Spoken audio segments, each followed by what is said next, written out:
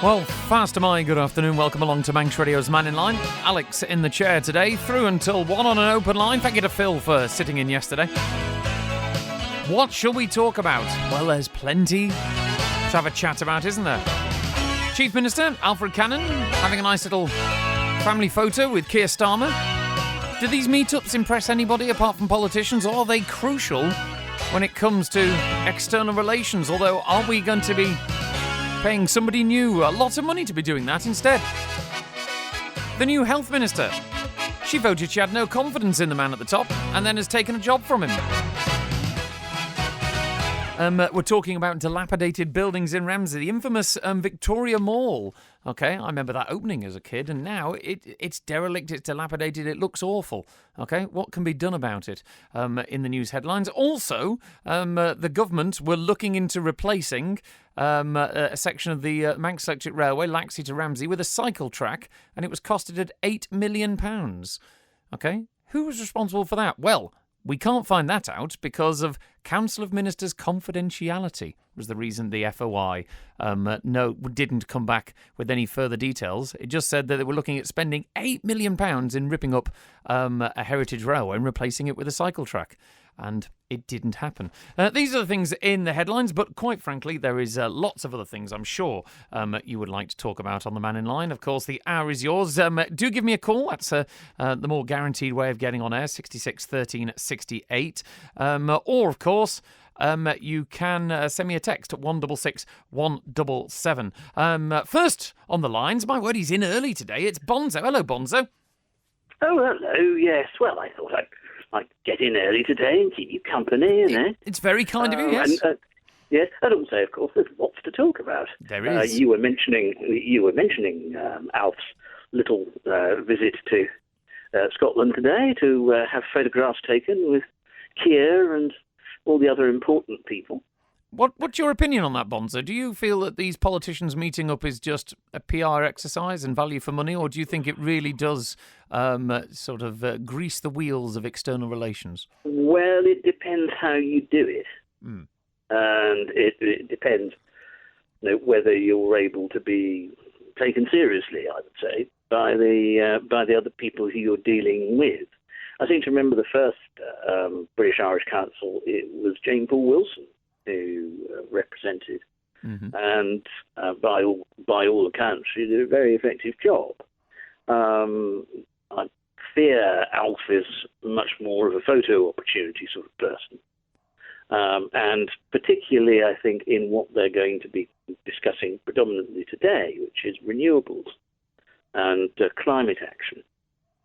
Now, I think one of the things, of course, that Keir will be saying probably quite loudly into Alps here is that we're not having any more gas and oil exploration. You shouldn't either.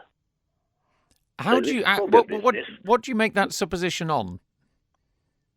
Because that is very much a manifesto commitment of Labour, and it is very much a commitment stated by Ed Miliband, who is the Minister for Energy and Net Zero. So do you feel that the UK holds enough power over us as a sovereign nation that we would just roll over and do as he says? One of the great sort of illusions that we tell ourselves is that we have home rule. The fact of the matter is that we actually have as much home rule at any time as is convenient for the UK. Everyone found that out with the Marine Broadcasting Act in 1967. Do you think then, in terms of renewables, which I know for well is something that's a topic that's close to your heart, do you think that would push as far? Because they only push that nuclear button normally as an extreme, don't they? Because they know it's hideously unpopular. And as you said, the Marine Broadcasting Act, well, that's how many decades ago now? We're talking 6. So it's not a regular thing that they ride roughshod over the home rule, as it were. No, but to fulfil some of their stated objectives on renewables as well, having the Alsted wind farm would be very, very handy. Indeed, having another one besides the Alsted wind farm would be very, very handy in Manx waters. So they would be much more about trying to encourage, in quotation marks, to do that rather than. Well, I'm not up to across. date on all the activities in the UK, Bonzo, but I presume along those lines, is the UK cutting back on its North Sea oil and gas? Is that getting cut off as part of all of this? Because of course that's a huge revenue earner. No new exploration. Right. No Okay. new licenses. Right. Okay.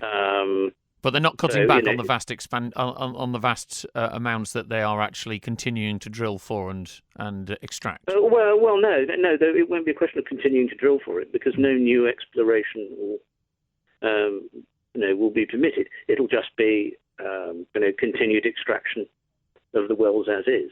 Oh, right, okay. In terms then of back to your original question about the British Irish Council, and as you say, Keir's going to be speaking into the ear of Alf in what you described. Do you really feel that we have such a strength on that stage? Do we? You've just told us about the fantasy we feel that we have home rule.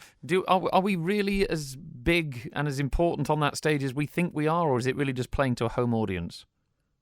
Well, there you have it. Yes, the idea of it plays to a home audience, and Keir Starmer will not only be talking about Crogger, he'll be talking about the offshore finance industry as well, and other forms of tax avoidance, which of course is a big manifesto pledge that they're going to clamp down on. And which they're doing consultation on at the moment, I think, for action to be specified in the spring budget. Do you feel there's going to be any? Do you feel there's going to be any area that they're going to see eye to eye on? Because that some people might say that Alf Cannon's government is more akin to a conservative-style government in the UK, whereas, of course, Keir Starmer's government is very obviously Labour. They have two very different points of view, two very different views on the world and the political spectrum. Are they liable to see eye to eye on anything, really? Well, I think there are those in the Labour Party who'd say that Keir Starmer's government has rather more in common with Conservative government than a Labour government. But yes, I mean Alf's positions are much more in tune with the previous government, and of course the new Director of External Relations, Mr. Brannigan, who will henceforth be now known as Zap Brannigan. Any particular reason? Have I missed Zap? Yes. Zap Brannigan from Futurama. Oh, okay. I've not something I've watched. I will brush up on it for you, Bonzo, just so I know what you're talking about. Zap Brannigan is the sort of narcissistic Captain Kirk figure. Oh, right. Okay. I shall check that out. Thank you very much for that one. Yes. So Zap Brannigan, of course, his previous job was in Number 10. Yeah. But not as a civil servant. He was a Tory party apparatchik. And of course left with all the other ones in the change of government, and obviously was then looking for another job. A final one for you, Bonzo, while you're on. I've had a message in from Kevin, thank you, Kevin, who's asking about the Manx gas off Macklehead. Are we any closer to finding it? Because surely with a gas reserve on our doorstep and a gas-powered power station already in place, we spent a fortune a few years ago converting everybody to natural gas. The infrastructure's in place. We're still paying off, of course, the loans, the MEA loans that built the power station and put the gas pipeline in. Why are we not pursuing the gas reserves on our doorstep? Because you say there, obviously, that we're committed to doing renewables and things like this. There is no government in the world that necessarily has to vote in and do what some people consider the right thing. Brexit, in some people's eyes, is a prime example of that it was a massive self-destruct button.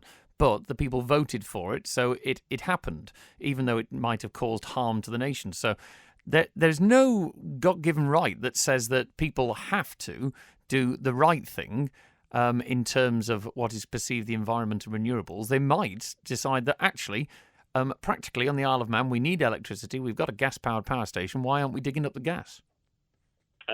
Firstly, the likelihood of there being such a gas reserve is very low. And that's been Now, that's been confirmed by a variety, including, of course, BP. And also, when you look at the enthusiasm for investing in Kroger, if there was such potential, they would have been able to raise £31 million overnight, which they haven't. They haven't raised anything like that. Mm-hmm. So I think that says everything that you need to know about the prospects for that. Okay. They are limited, if not zero. Okay, lovely. Thank you for that, Bonzo. I'm going to move on because I've got a lot of stuff, but it's lovely to talk to you as always. Thanks for calling. Yeah, cheers, bye. Cheers, bye. Okay, a couple of your text messages in before we go back to the phone. Thank you to Peter, who says, Alex, I can't believe you've never seen Futurama. I'll put it on my watch list, I promise. To Mike, who says, good afternoon. I don't object to bicycles. In fact, I have one myself. I do too. It's being repaired at the moment. I fairly frequently go over Pulrose Bridge with its amazing cycle lane. Yeah, ridiculous, isn't it? But then you're passing the queues of traffic that have been created because we've narrowed the road there. Okay. He says, sadly, I haven't seen a bicycle on it yet. Ripping up our railway heritage is a ridiculous suggestion. Give the $8 million to healthcare. Well, thankfully, they're not doing it, by the sounds of it, Mike. Charles has been on the same sort of comment. Alex, did I hear you right at the start of Mannin Line that the powers that be were thinking of ripping up the Laxey to Ramsey MER line and replacing it with a cycle path? Crazy. The Ballua Bridge was only replaced and upgraded a few years ago. A lot of the track has only been replaced with new concrete sleepers. All that money would be wasted. I should declare an interest. I'm a big MER fan. Thank you very much there, Charles. Yes. Oh, crikey. Thank you to John. Great news about the MER coming to Gradle at Christmas. Yeah, thank you, John. Yes, there's the advert. £5 in the post. But who is the stark staring mad politician proposing to rip up the railway at a cost of £8 million? Some would argue it's a politician. Some might say it was officers in the DOI. We don't know. That information doesn't come through. But thankfully, it doesn't seem to have gone any further. Let's have a look. What else have we got here? Rich says, wait for it, Alex. Someone's bound to mention geothermal. I'm waiting for it. We've still got another 40 minutes yet. Thanks very much. Bonzo is hoping we will roll over. And our guy talking to Starmer is not good, says Des. Thank you, Des. John in Onken says, Alex, given the recent service performance, did you notice the irony of the Steam Packet appearance at the Tynwald Select Committee being cancelled? Was there a breeze that day? Badum Tish. In fairness, I don't think you would like to be on board the Manxman, the Ben McCree, the old lady of man in Storm Dara. Okay? Just saying, there's a safety thing. And I like to poke fun at things as much as anybody else. But, there's a limit. I used to work at the Packet, and I know full well you wouldn't want to go out there. And thank you to Pat, who says, Alex, something that needs discussing. Laurie Hooper is proposing that pensioners who carry on working after retirement should pay full national insurance contributions. This can't be allowed to happen. Okay? That is interesting. I don't know the details of that. How would that work? Because if you're working after retirement, are you receiving a pension and working again? Because why would you not charge full national insurance if you're working? Because national insurance covers pension, it covers healthcare. I mean, surely if you're a working person, you pay national insurance, don't you? I'm not sure how that works. But yeah, Pat, it would be worthwhile a discussion. Let's get back to the phones, and we've got Robert on who wants to talk about the meat plant. Hello, Robert. Hi, I was just going to talk about the meat plant and the fact that people are quitting their jobs and going off into the ether. I think it, just to broaden it out a bit, you've got kids coming up now who have, to put it mildly, phone addiction, and they're always on Facebook and always on TikTok and all the rest of it. The fact is, in my opinion, is that, you have all these jobs on the job centre website and all the rest of it, and jobs are there. People just don't want to do them. So I can see, without getting too doom and fear-mongering and all the rest of it, I can just see it all collapsing. Are you saying people don't want to do the jobs because they like their mobile phones? Well, I think we're just entering a general age of ambivalence. Right. So, is it an age of ambivalence, or is it the fact that we're such a small island that we've always had, in more recent years, since we've been an affluent island, more jobs than there are people to fill them? Well, that's true, but I think the age of if you look at the actual, people coming up into those positions, maybe they didn't get to university, maybe they, went to college and monged out that, did whatever they do there. Maybe they got into drugs, maybe they, do all of that stuff and get into relationships. And they just don't want the hassle of, going for these types of jobs. And it's a pretty dark image of young people, because we haven't got an island with young people all sitting around not getting jobs and sitting on a dole queue somewhere. All these young people, we have effectively not full employment, but pretty close to full employment. All these young people are doing jobs. Is it just a case of we haven't got enough people for all different jobs in all different sectors? Well, I'm just echoing the words of Rory Stewart, who did an interview on the Tubes recently, YouTube, and he was just like, he's looking at it from a London perspective, and exactly the same things happen down there. Yeah, but in the UK, there's high unemployment. I mean, Rory Stewart is a UK politician. He's got no experience of the Isle of Man. He might as well be talking about how to Mongolia, and we couldn't, transfer that to the Isle of Man, surely. Well, I mean, I'm on the buses and I see people on phones all the time, and they just think that that's it.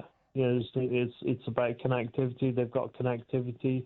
They don't have maybe I'm wrong. Maybe you're right. I don't know. But I mean, I just think that, social media and things like that, I think people get addicted to it. Well, it's a good point. I suppose it's a different one. Thanks for that, Robert. Lovely to chat to you. It's a dopamine addiction, isn't it? People do get addicted to social media. I mean, I think, it's the devil's breath, social media, that Zuckerberg is not totally someone I would bow down and say, thank you very much for your gift to humanity. It's possibly the most destructive thing that's been created in the last 50 years, up there with the nuke bomb. But never mind. I don't think particularly the reason we can't get people working at the meat plant is because they're sitting on buses on their mobile phones. But that's my personal opinion. Eddie's on. Hello, Eddie. How are you? I'm all right, mate. Not bad. 2 or 3 little things. Mm-hmm. First thing is there's 2 words that are very similar. One is psychopath, and the other one is psychopath. I knew that was coming. Yes, go on. Can we name that psychopath who thought of the psychopath? Well, we don't know. This is it. It's covered, if I remember rightly. Those kind of discussions are covered by the Council of Ministers Act, which was referenced in the response to the Freedom of Information Act. So it's something along the lines of, a breach of confidence. A disclosure would constitute an actionable breach of confidence, which is protected under Section 35A of the Act. And the Council of Ministers Act 1990 specifically protects papers and maintain their confidentiality. So, yeah, you can't find out. I know. Why does it surprise me?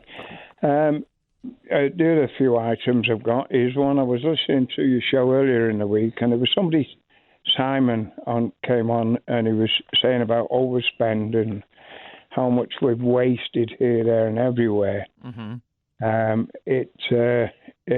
We're all very familiar, and I think I've said it, God knows how many times. They said it's going to be more than 70 million. Yeah. For the sea terminal. Yes. Douglas. Well, right from the very start, there was so many people said, why are we paying for it? So it's £70 million plus more than we should have paid in the first place. Everybody's aware of that. So there's government waste. Another government waste is that I think they've put, is it £40 million to one side for net zero projects and things? Mm-hmm. Yep. Or is it? It's either 25 or 40. It's somehow, I think, 40. A few years ago, it was 43 million, I think, when Daphne Kane, it wasn't Daphne Kane who did it, but she was in charge of it was a sort of net zero committee. The full name escapes me at the moment, but it's that kind of figure, yes. Well, what that does is it tells me that that money could be saved when recently we've pointed out about COP29 was a complete failure. And then just a couple of weeks ago, we had a plastics convention in the world, and not one single country agreed to reduce the plastics, right? And on top of that now, we've got more toxic lakes appearing here, there, and everywhere all over the world because of the increased mining. Did you know that Germany is up in its fossil fuels by about 70-odd% because of the lack of reliability because of wind and solar? Is it, but I haven't got the facts and figures in front of me. If you can provide me with them, that would be great. But is it because of the lack of wind and solar, or, of course, we know at the beginning of the war with Ukraine that Germany was one of the countries that very heavily relied on gas from Russia and was having terrible trouble keeping the lights on because, of course, they rely on fossil fuels from them. So they might be upping their fossil fuels, but whether it's because of the lack of renewables or the fact that they haven't got any fossil fuels from Russia. It's mainly because the unreliability of wind and solar. That's the word from Germany, not the fact that they're having to pay more for gas. It's not paying more, Eddie. It's the fact that it's embargoed. Could you send me the link with the details as to who says? Because how much of Germany's power infrastructure is powered by renewables? I will do. I'll send you that. The other thing is, just recently, I mean, we've had I pointed out COP29 failure, plastic convention failure. The recent election in Ireland. Mm-hmm. The Green Party, 75% down. Now that the claim is that now that people are understanding the colour blindness of the people who say Green, that it's just failing left, right, and centre. And the Isle of Man, from what I gather, is in the same mood, but there is no listening. Nobody seems to listen to the general public. Just recently, I've heard so many people about saying the same thing, which is scrap net zero. How much money would we save immediately?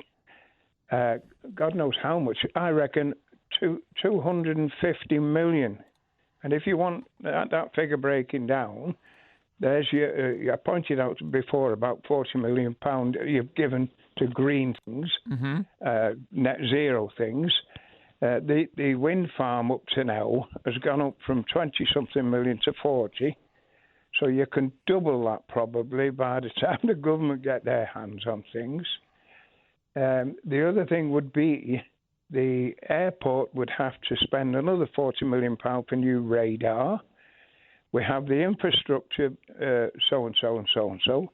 And if they got 4 up at this end, they would want all the rest up on the rest of the island, which would cost another couple of $100 million. Okay, but Eddie, I mean, we know full well you're a regular caller and you've made these arguments a lot. What's your alternative?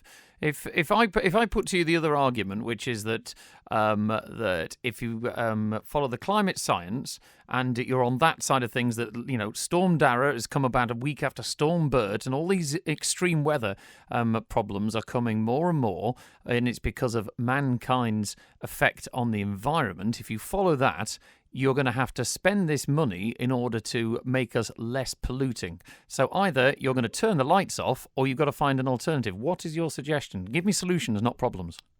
Well, the easiest answer to that one is everything that you said, I don't believe in. There is no global warming. Global warming has existed for all time.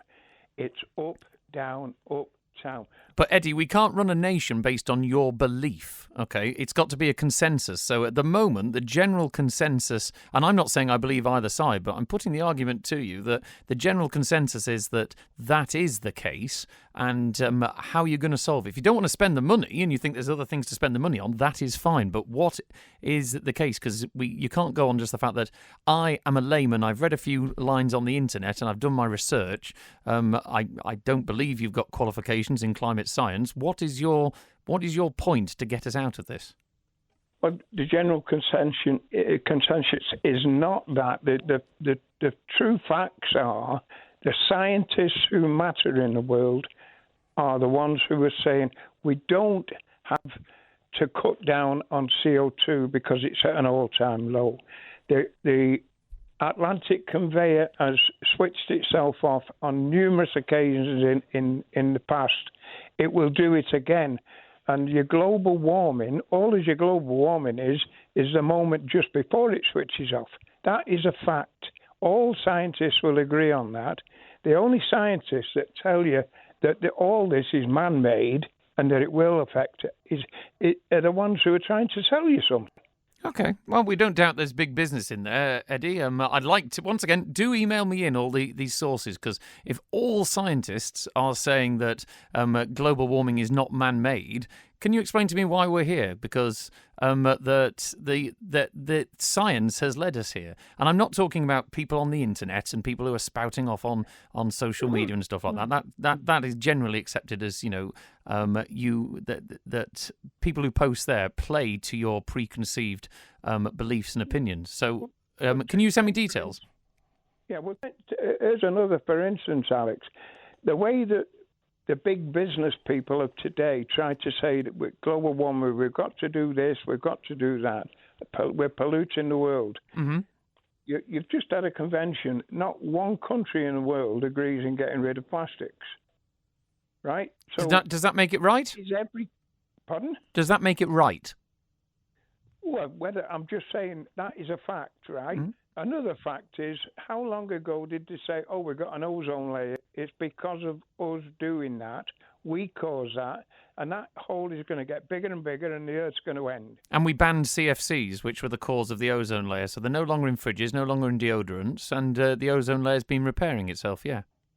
No, it repaired itself before any other bans on this, that, and the other. We still use deodorants and CFCs and so on. We don't use CFCs; they're banned, Eddie. But I'm afraid that is true. That happened at the time. CFCs are not in your deodorant.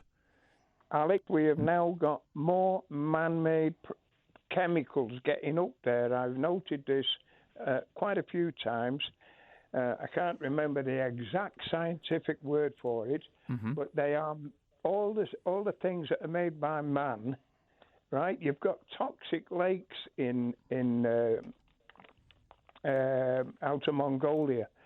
They're appearing everywhere, these toxic lakes. They are waste from all the chemicals that we're digging up. Mining is the biggest problem today because we're just flushing all these rare earth things.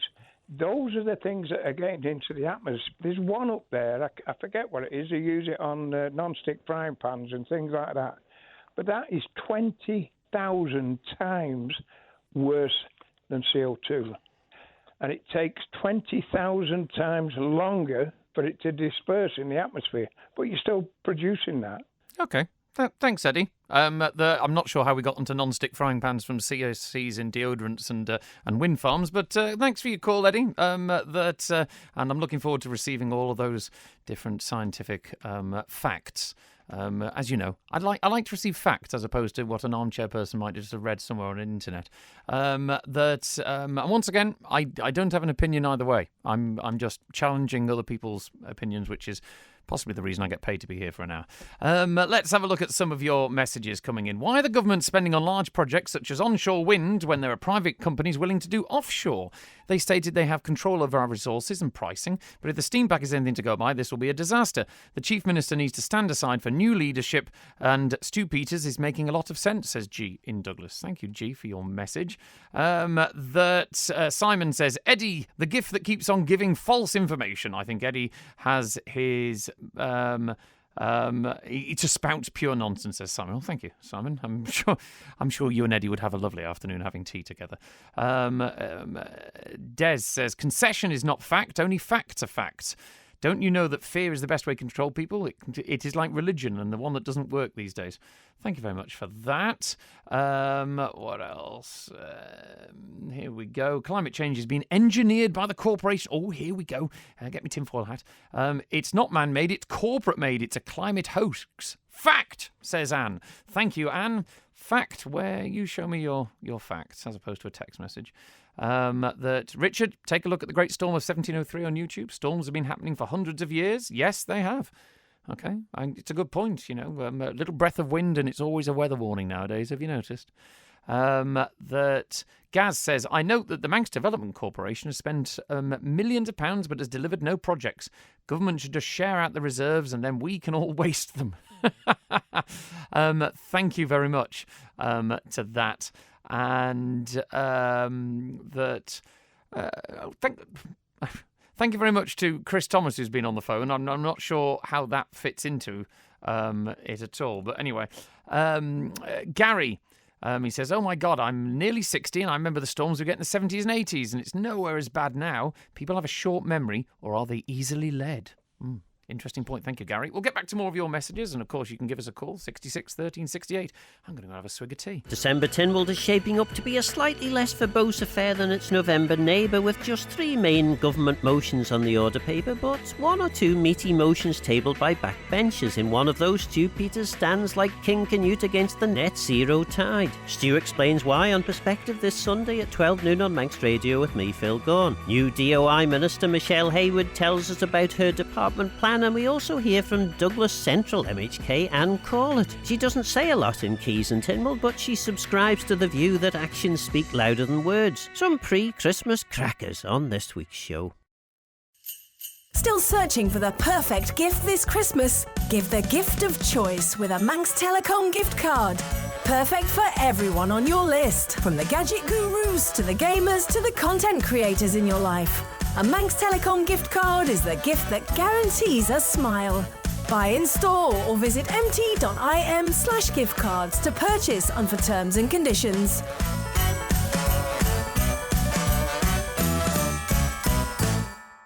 I find it hard to get a doctor's blood test appointment to fit around work. With my mobility issues, it's difficult to get to a hospital for a blood test. If you find it inconvenient to go for a blood test, or you need one fast, then contact Top Care Nursing, where a nurse will do your blood test at home or in your workplace. Proud to be an Isle of Man Award for Excellence winner. Just call 628 919 for a free consultation, or book online at topcarenursing.im. As our loved ones age, they carry not only the memories of the past, but also the uncertainties of the future. Secure tomorrow today, with Man Benham's guidance on enduring powers of attorney and more.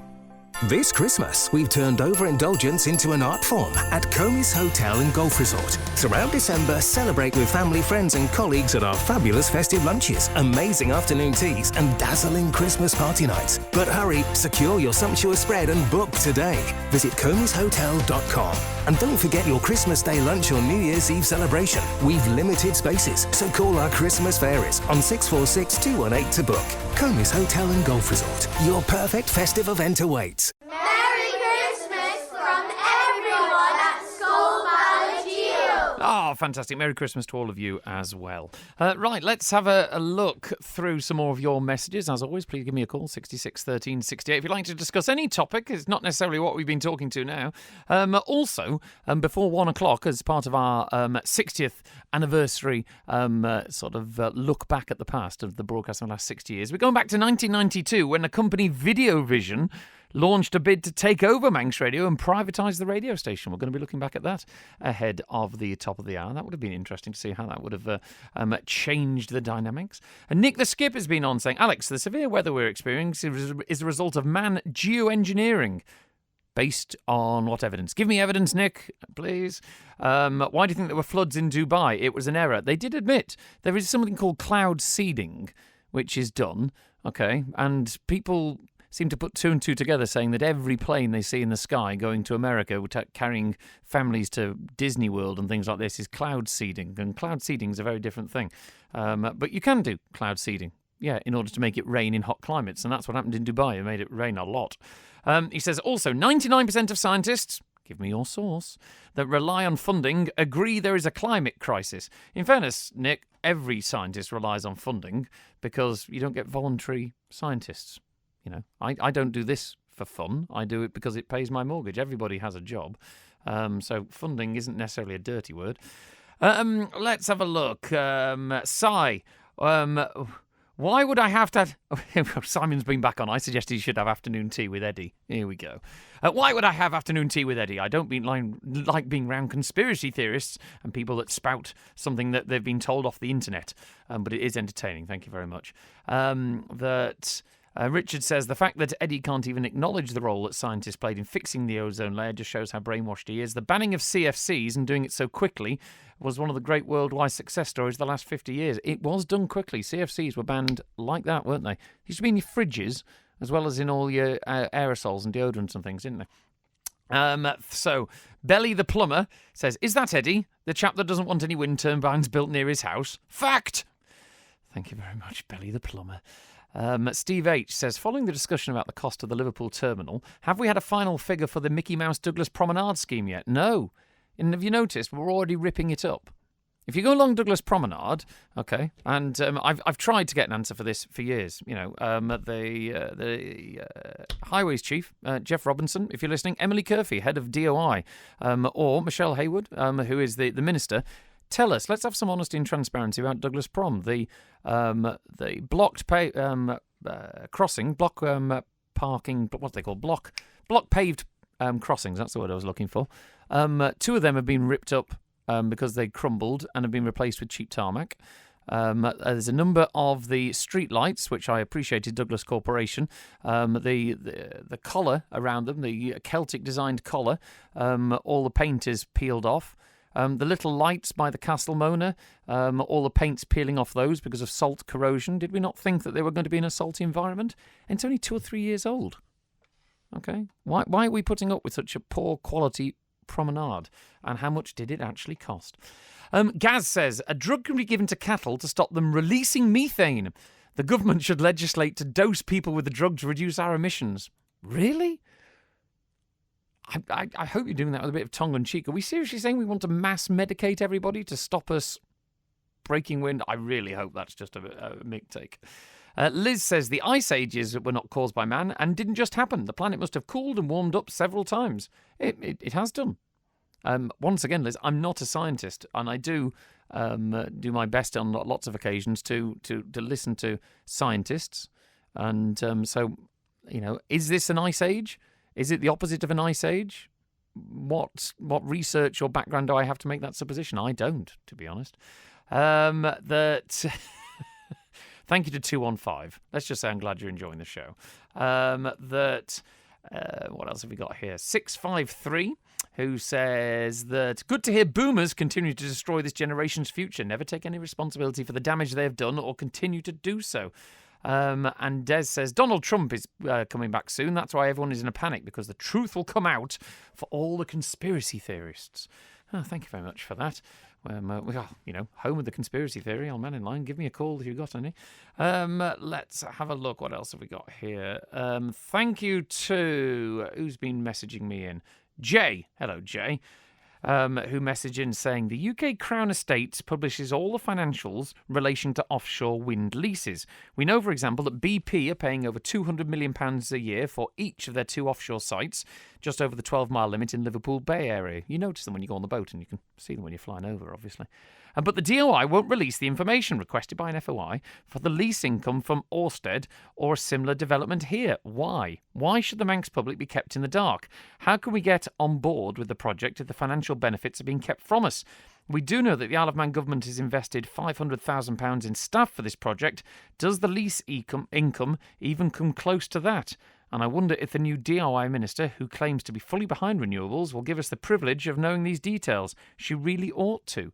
Thank you very much, Jay. Well, Michelle Haywood, if you're listening, there's a challenge set down to you by Jay. Be transparent. Tell us of the benefits, apart from the net zero benefits. Or tell us the reason that maybe, and I'm playing benefit of the doubt here, giving benefit of the doubt, that when the UK government tells us that BP are paying over 200 million, maybe the Ørsted arrangement has not yet been finalised. It could still be being negotiated. I don't know. But if that's the case, please tell us. Okay? And thank you to Steve. I thought Eddie cared about nature and birds, but really he wants to continue burning fossil fuels forever, which causes massive environmental damage. He's believing all the misinformation being sent his way in his own echo chamber, which is purely born from the fact that he doesn't want a wind turbine near his house, says Steve. Thank you, Steve, for that one. The severe weather we're experiencing is a result of a phenomenon or event that has occurred for millions of years, says Mark. It's called winter. There is a point to that. We do get bad weather in winter, just saying. And thank you to D, who says, I was at uni in Oxford in 1987 when there was the nation's worst ever storm. And it's definitely happened a lot worse before that. Do you remember Michael Fish and that weather forecast? Yeah, I bet Michael Fish remembers it as well. For a merry Manx Christmas, give a gift that keeps on giving. From days out to gifts handmade on the Isle of Man. There's something for everyone at the Manx Museum and House of Mannin Heritage Shops, where every purchase helps care for our incredible island. Also available online at manxnationalheritage.im.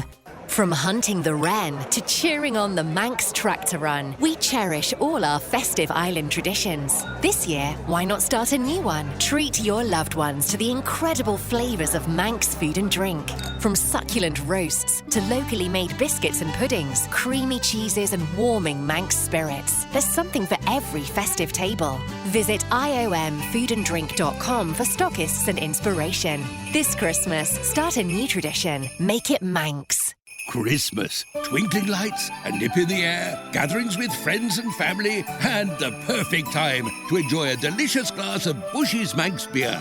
Available in all the island's finest establishments. And remember, Bush's is the only brewery supporting Manx farmers by using locally grown barley in our brews. So enjoy a Bush's this Christmas and take a taxi or bus home. Bush's, we wish you a Merry Christmas and a Happy New Beer. It's time to put on your blue suede shoes for a night of classic rock and roll at the Mannin Hotel. On Friday the 13th of December, get all shook up at the Mannin's Elvis Presley Tribute Evening with classics from the King of Rock and Roll. With a 3-course dinner, entertainment, overnight stay and breakfast all included for just £210 per couple, you really do get more from the Mannin Hotel. Booking essential. Just call 605 155. Visit manninhotel.im or find them on Facebook.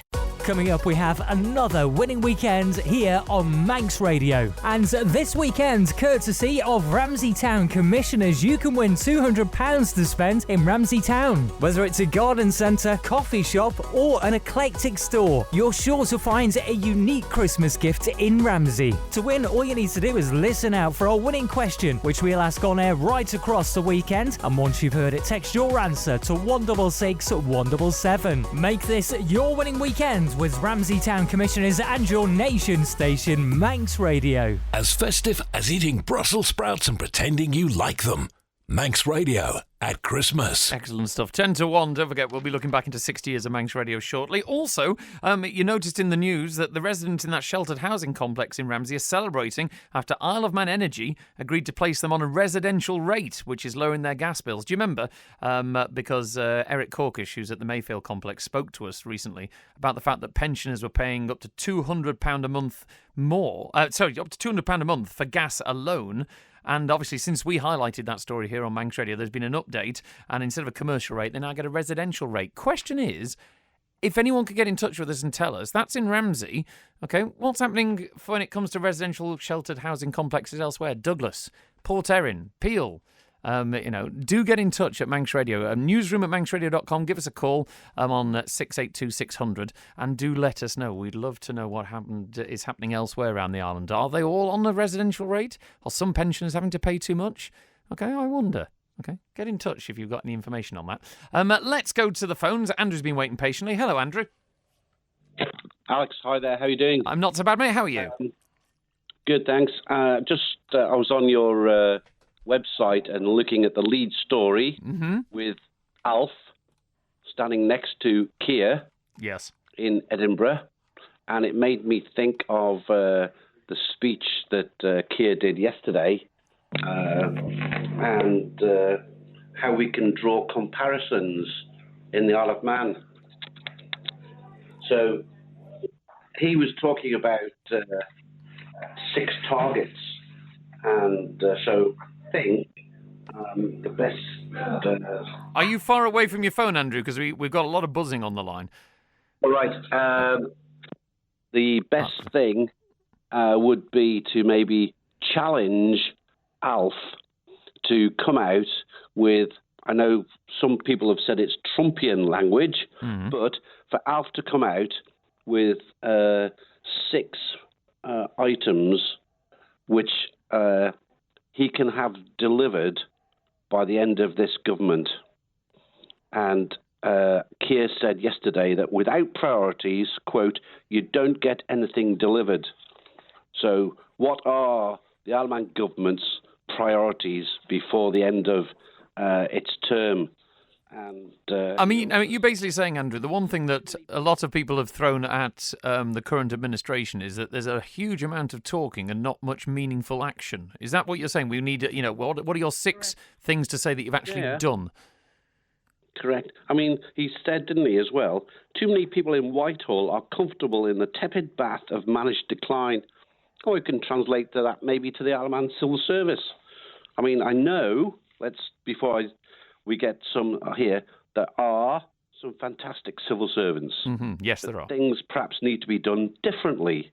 And so you need to set some targets, and we need to be able to see if that target's reached. And if the ministers give targets to the chief executives, here's your target, we need this delivered by the end of this government. Are you going to be able to deliver it? Right, come back to us in 3 months' time and set out your plan for delivering this. If you're not going to be able to deliver it, well, surely there's a competency issue.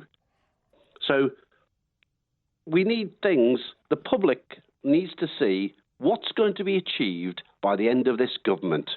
Okay, Andrew, and very quickly, because we're running out of time, tell me, what would you be... All the distraction politics of the constitutional state, should we a crown dependency or an overseas territory? It's distraction policies. It's not a priority. Let's have the 6 priorities, please, Alf.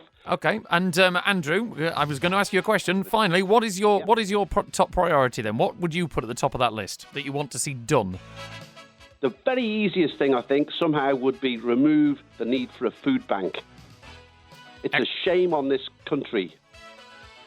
Brilliant. Thank you, Andrew. That's a very top priority. If members of the Council of Ministers are listening, Andrew's point is the people want action, meaningful action, less talking. Thank you for your company over the last hour. Thank you very much to Chris Quirk on the phone. I always forget to thank him. So thank you for all the other times as well. Stick around. Christy D is up next on 1 to 3. Beth sits in this chair on Monday. Have a lovely weekend. Please, seriously, take care in the Storm Darach weather that's coming. Batten down the hatches.